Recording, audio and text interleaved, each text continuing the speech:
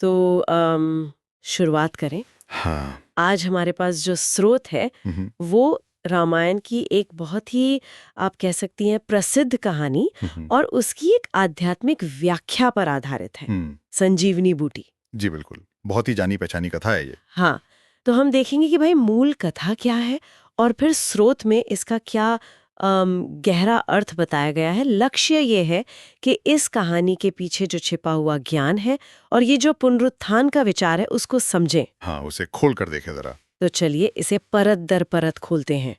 स्रोत हमें रामायण के युद्ध कांड में ले जाता है। वहां का जिक्र है लक्ष्मण जी वो इंद्रजीत के प्रहार से मूर्छित हो जाते हैं। मतलब मृत्यु के बिल्कुल करीब। हाँ, और जाहिर है राम जी तो अत्यंत व्याकुल हैं, दुखी हैं। बिल्कुल। और तभी वैद्य सुषेण आते हैं। वो बताते हैं कि गंधमादन पर्वत पर एक खास जादुई जड़ी बूटी है, विशल्याकरणी या कहें संजीवनी। जी, और वही लक्ष्मण जी को बचा सकती है।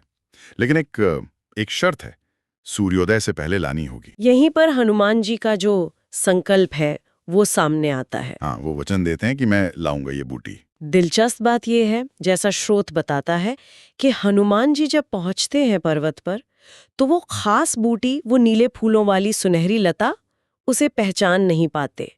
कंफ्यूजन हो जाता है। हाँ, इतनी सारी जड़ी बूटियों में शायद मुश्किल हो गया पहचानना, और समय बहुत तेजी से निकल रहा था। और यही उनकी वो, क्या कहते हैं, सूझबूझ और लक्ष्य के प्रति जो समर्पण है वो दिखता है। मतलब पहचानने में टाइम वेस्ट करने की बजाय वो पूरा का पूरा द्रोणागिरी पर्वत ही उठा लेते हैं। बिल्कुल, सीधा पर्वत ही उठा लाए। ये उनकी निष्ठा और लक्ष्य के प्रति जो कमिटमेंट है वो दिखाता है। हाँ, सुषेण फिर लंका में खुद बूटी चुनकर उसका लेप बनाते हैं और लक्ष्मण जी होश में आ जाते हैं। और हनुमान जी फिर पर्वत वापस भी रखाते हैं, अपनी जिम्मेदारी पूरी करते हैं। जी। तो यहाँ कहानी का एक पहलू तो खत्म होता है। ये कथा हम सब ने सुनी है, लेकिन स्रोत यही नहीं रुकता। इसमें एक आध्यात्मिक भाव भी जोड़ा गया है ना? हाँ बिल्कुल, स्रोत इस कथा को एक रूपक की तरह देखता है। यहाँ जो संजीवनी बूटी है उसे ज्ञान बताया गया है। ज्ञान? किस तरह का ज्ञान? स्रोत खासतौर पर मन मना भाव मंत्र का जिक्र करता है, जिसका मतलब स्रोत के अनुसार है मुझ एक में मन लगाओ या अपनी चेतना को परमात्मा पर केंद्रित करो। और इसे शिव बाबा ये शब्द स्रोत परमात्मा के लिए इस्तेमाल करता है।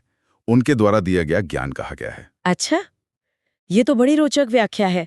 तो फिर लक्ष्मण जी की जो मूर्छा थी उसका क्या मतलब हुआ इस कॉन्टेक्स्ट में?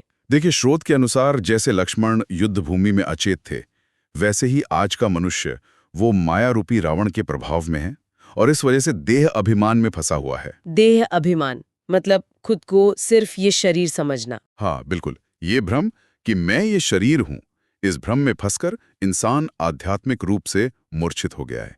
वो अपनी असली आत्मिक पहचान, अपनी शक्तियां, अपनी शांति, वो सब भूल गया है। समझ गई। तो जैसे संजीवनी ने लक्ष्मण जी को जगाया, वैसे ही ये ज्ञान, ये मनमना भव का अभ्यास, ये आत्मा को जगाता है, उसको याद दिलाता है कि मैं शरीर नहीं, आत्मा हूं। बिल्कुल सही। स्रोत किसे ज्ञान योग की संजीवनी बूटी कहता है, जिससे स्वयं को माया की या कहें देह अभिमान की बेहोशी से बचाना है। ये भौतिक बूटी से कहीं आगे, ये एक आंतरिक जागरण की बात है। हाँ हाँ। आत्मा को उसकी जो मूल विशेषताएं हैं, पवित्रता है, शांति है, प्रेम, शक्ति, उनकी स्मृति दिलाना, उन्हें फिर से अनुभव करना। तो मतलब मूर्छित से सुरजीत बनाना, जैसा स्रोत कहता है, माया पर जीत पाना। जी बिल्कुल, चेतना का पुनर्जीवन। तो एक कहानी तो हुई युद्ध के मैदान की और दूसरी कहानी हुई मन के भीतर के संघर्ष की। एक में पर्वत उठता है, दूसरे में चेतना जागती है। हाँ, और देखिए, जोड़ने वाली बात यह है कि दोनों कथाओं में संजीवनी जीवन देने वाली है ना? एक शरीर को जीवन दे रही है, दूसरी आत्मा को। बिल्कुल, एक शरीर को मृत्यु से बचा रही है, दूसरी आत्मा को भ्रम से, बेहोशी से जगा रही है। जी, और दोनों में ही देखिए, एक बाहरी मदद की जरूरत दिखती है, चाहे वो हनुमान जी हों या स्रोत के अनुसार शिव बाबा हों, और एक आंतरिक ग्रहणशीलता की भी, जैसे लक्ष्मण जी या आत्मा की। ये वाकई सोचने वाली बात है। आज की जो भागदौड़ है, भटकाव है जिंदगी में, हम सब कहीं ना कहीं शायद आध्यात्मिक रूप से मूर्छित ही हैं।